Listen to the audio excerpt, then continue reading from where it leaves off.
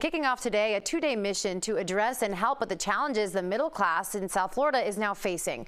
Experts from really all over are gathering at the Seminole Hard Rock Hotel and Casino today to discuss solutions. So joining us this morning to discuss the Middle Class Summit and how you can benefit is the president and CEO of OIC South Florida, Newton Sanon. Newton, thank you so much for joining us this morning.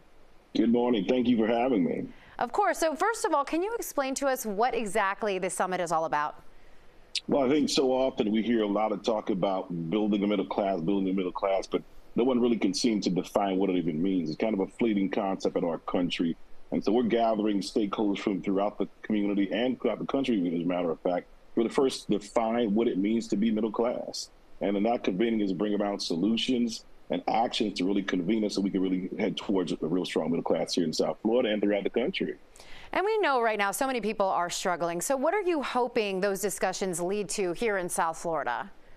First, action. We are a solution-oriented gathering. It's so important that we don't just convene. We have a strong slate of folks that really taking copious notes and strategies to really actualize these strategies. I mean, some of the attendees and speakers we have are superintendents of both schools, counties, both Dr. Dutchers and Hepburn, because K through 12, making sure people having the requisite education and skills to even be able to compete, to have good jobs, to be able to enter into the middle class.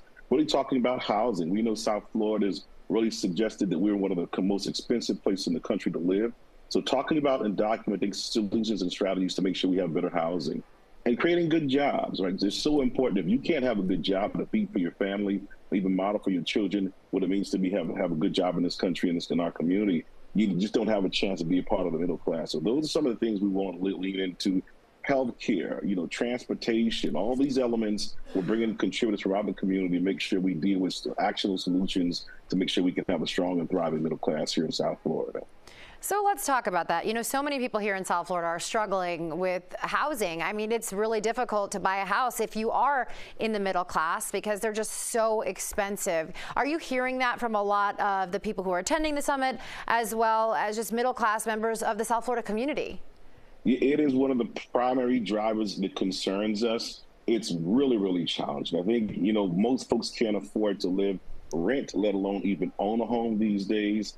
And if you don't even have a good job to even be able to compete, it's challenging. So all these are all these contributing factors are ones that we're going to dig into. If you don't have a good job, you don't stand a fighting chance. So what does it mean to get the right requisite education, to have a good job, to even compete be able to have a good house? Then if you don't have health care, that's a challenge as well. And so you have a really congestion of all these challenges to come together. So that's why we got all the right stakeholders. We believe that you need all these elements. You need transportation, you need health care, you need child care.